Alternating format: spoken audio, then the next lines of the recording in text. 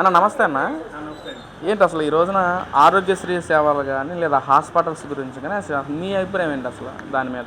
నాకు ఈ మధ్యకాలంలో నా 2 మోకాళ్ళు ఆపరేషన్ చేయడం జరిగింది. స్టార్ ఇన్సూరెన్స్ అనే హెల్త్ ఇన్సూరెన్స్ ఉంటే వాడు ఎలా తప్పించుకోవాలా అన్నట్టుగా ఏదో వంక చెప్పి ఏంటి దాన్ని ఇవ్వకుండా మీకు రాదని చెప్పి క్యాన్ చేసి అక్కడికి నేను కట్టి 2 ఏళ్ళు అయింది. 2 ఏళ్ళు దాటి 24 రోజులు అయింది. 2 ఏళ్ళు దాటితే ఇచ్చేయాలి, ఇన్సూరెన్స్ క్లెయిమ్ చేయాలి. వాడు ఏదో వంగ తిప్పి తప్పించుకోండి. నా ఫ్రెండ్ ఏమన్నాడు, అక్కర్లేదురా ఏదైనా అయితే ఉపయోగపడతారా, నువ్వు కట్టేసారా అన్నాడు. మొత్తం మా ఫ్యామిలీ మొత్తం గడిగా. కానీ నాకు అనుకోకుండా ఈ 2-3 ఏళ్లలో యాక్సిడెంట్ మీద కుక్క పొద్దునపూట నేను కరాటే క్లాస్ తీసుకెళ్తాను కదా, పొద్దునపూట బండి దూలుకునేటప్పుడు కుక్కలాటం వచ్చి బండి మించి పడిపోయాను. దాదాపు 9 సార్లు పడ్డా, 1 కాదు 2 సార్లు కాదు, 9 సార్లు కుక్కలాటం వచ్చి పడిపోయేసరికి నా మోకాళ్ళు 2 బాగా డ్యామేజ్ అయిపోయినాయి. అలా లాక్కుండా వచ్చాను. నా నడవలేని పరిస్థితులకు వచ్చేసరికి మణిపాల్ హాస్పిటల్లో నీ సర్జరీ చేయించాల్సిందే, 2 టోటల్ నీ రీప్లేస్మెంట్ చేయాలన్నారు. చేసేసరికి తప్పదా సార్ అంటే, లేదమ్మా చాలా డ్యామేజ్ అయిపోయి చేయించాల్సి అన్నారు. అప్పుడు ఇన్సూరెన్స్ కాగితం ఉన్నాక అమ్మయ్యా అనుకున్నాను. అనుకునేసరికి స్టార్ ఇన్సూరెన్స్కి వెళ్ళి అక్కడికి వెళ్ళి అప్లై చేస్తే మీకు ఎన్నిసార్లు తిరిగానండి, అస్సలు యాక్సెప్ట్ అవ్వలేదు. ఎందుకు అవ్వలేదండి? నేను 3 ఏళ్ళు కలిపి పెట్టేసా ఒకేసారి. 3 సంవత్సరాలు ఏదో ఆఫర్ ఉందంటే స్టార్టింగ్లో 3 ఏళ్ళు కలిపి కట్టాను.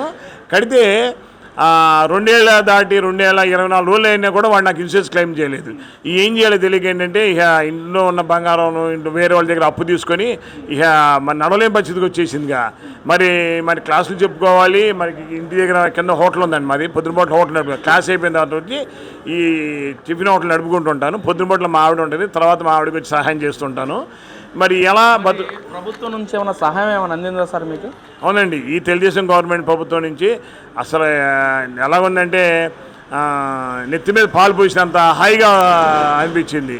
నేను వెంటనే వెళ్ళి అసలు సీఎం రిలీఫ్ ఫండ్ ఉందన్న విషయం కూడా అసలు నాకు తెలియదు. ఎందుకంటే ఎంతసేపు ఫ్రీ పథకాలే తప్ప ఇలా రీఫండ్లు ఉన్నాయని అన్న విషయం నాకు తెలియదు.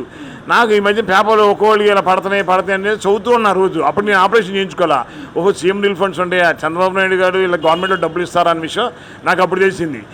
తెలిసేసరికి ఆ గత ప్రభుత్వంలో ఎంతసేపు కోల్చడం దోచుకోవడం ఇవే పడుతున్నాయి పేపర్లో. ఈ ఫ్రీ పథకాలు ఇవ్వడం, డబ్బులు ఇస్తున్నారు, ప్రజలు అందుకుంటారని అసలు ఎక్కడ పట్ల ఉంటేనే కదా పడేది. అసలు ఉన్నాయో లేవో కూడా తెలియదు. ఇక్కడికి వచ్చి ఈయన వచ్చే ఉంటాయని విషయం, అలా ఉంటాయని నేను పక్కన పెట్టినా. తీరా చూస్తే అదే నాకు వచ్చింది ఆపరేషన్, అదే నాకు ఉపయోగపడి సీఎం రిలీఫ్ ఫండ్ ఉంటుందా అనే విషయం అనేది అప్పుడు నేను ఎప్పుడైతే చేయలేదో వెంటనే నేను తాడిగడప గ్రామంలో ఉంటున్నాను. ఇక్కడ తాడిగడపలో తెలుగుదేశం పార్టీలో మా కార్యవర్గం ఇక్కడ ఏరియాలో కార్యవర్గం పనిచేసే లల్లి గారని మా అక్క అంటాం, అంటే నాకు పెద్ద ఆవిడ అక్క అంటాం, లల్లి గారు.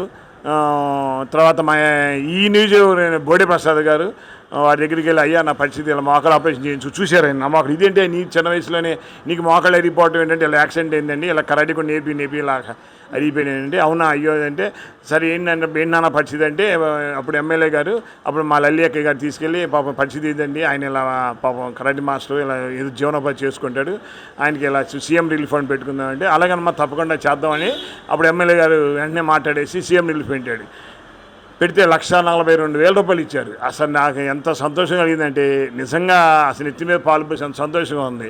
ఆ చంద్రబాబు నాయుడు గారు 1,40,000 ఇచ్చారు. ఆ రోజు అందరి ముందు నా కళ్ళం నీడలేదు, కానీ లోన చాలా నేను సంతోషపడ్డాను అనమాట. 1,42,000 ఇవ్వటం అంటే అది చిన్న విషయం కాదు కదండి. అంత డబ్బు ఇచ్చి నాకు ఆయన చాలా ఆదుకున్నాడు. అంటే గతంలో మీరు గత ప్రభుత్వ హయాంలో కూడా మీ చుట్టుపక్కల వాళ్ళు చాలామంది చూసి ఉంటారు కదా, వాళ్ళు ఏమన్నా సీఎం రిలీఫ్ ఫండ్ కింద మాట్లాడే మాటలు కానీ మాకు ఈ డబ్బు సీఎం రిలీఫ్ ఫండ్ కింద ఈ అమౌంట్ వచ్చిందని చెప్పిన దాఖలాలు ఉన్నాయా సార్ మరి గతంలో? అసలు ఏం లేదండి. అసలు సీఎం రిలీఫ్ ఫండ్ వచ్చినట్టు డబ్బులు తీసుకున్నట్టు నేను అసలు ఎక్కడా వినలేదు. ఏ పేపర్ అదే అన్నా అసలు ఇది ఉందన్న విషయం చంద్రబాబు నాయుడు వస్తేనే తెలిసింది పథకం. అంతకుముందు పథకాలు నాకు ఎంతసేపు ఏ పేపర్ చూసినా ఒక్క సాక్షి మాత్రం ఆయన ఫేవర్ రాస్తున్నాడు, కానీ మిగతా ఆంధ్రజ్యోతికి ఏది చూసే సరే ఫలాంది కూల్చేశారు, ఫలాన్ ప్రాజెక్టు ఇలా జరుగుతున్నాయి అని ఇది తప్ప ఈ పథకాలు ఉన్నాయని. కానీ ఒకటి చూసాను, ఆరోగ్యశ్రీ పథకాలు బిల్లు పాస్ అయ్యట్లేదు, వెళ్ళిన ఉపయోగం ఉండట్లేదు, ఈ మాత్రం పడుతుంది తప్ప మంచి చేసేటి ఎక్కడ కనపడలా. అంటే ఈ ప్రభుత్వంలో మాత్రం అన్ని రకాల కూడా మంచిగా జరుగుతుంది అంటారు. నాకైతే సీఎం రిలీఫ్ ఫండ్ అయితే వచ్చిందండి. నాలాగా చాలామంది నా దగ్గర టిఫిన్ తినడానికి వచ్చిన వాళ్ళు కూడా ఒకతను వాళ్ళ అమ్మగారికి బాగోబోది ఇచ్చాడు. అతనికి అసలు రాదనుకున్నాడు, కానీ మనం వచ్చినాయి అంట, చాలా సంతోషం చెప్పాడు. అసలు నేను రాదనుకున్నానండి, మా చిన్న అమౌంట్ కాదు, రాదు చిన్న అమౌంట్ కాదు, ఇక్కడ పెద్ద అమౌంట్ కాదు, కష్టం వచ్చింది మన ప్రజలకి అంటే చాలు అందరికి ఇస్తున్నాడు. వాళ్ళు వీళ్ళు ఇంట్లో మనిషిలాగా ఆదుకుంటున్నారు అంటారు అయితే ఫైనల్గా. అసలు తన మనిషి, తన ఇంట్లో మనిషి అన్నట్టుగా ఆదుకుంటున్నాడు ఆయన. అంతేగాని ప్రజలు చేయాలని ఉద్దేశం వల్ల వీళ్ళు మన మనిషి, వీళ్ళకి పాపం వాడు కష్టంలో ఉన్నాడు, వాడికి చెయ్యాలి. ఒక రాజు, ఒకప్పుడు రాజుల పరిపాలనలో ఒక్కొక్క రాజులో పరిపాలన చాలా ప్రజలు సుఖపడ ఆ విధంగా ఉన్నాం.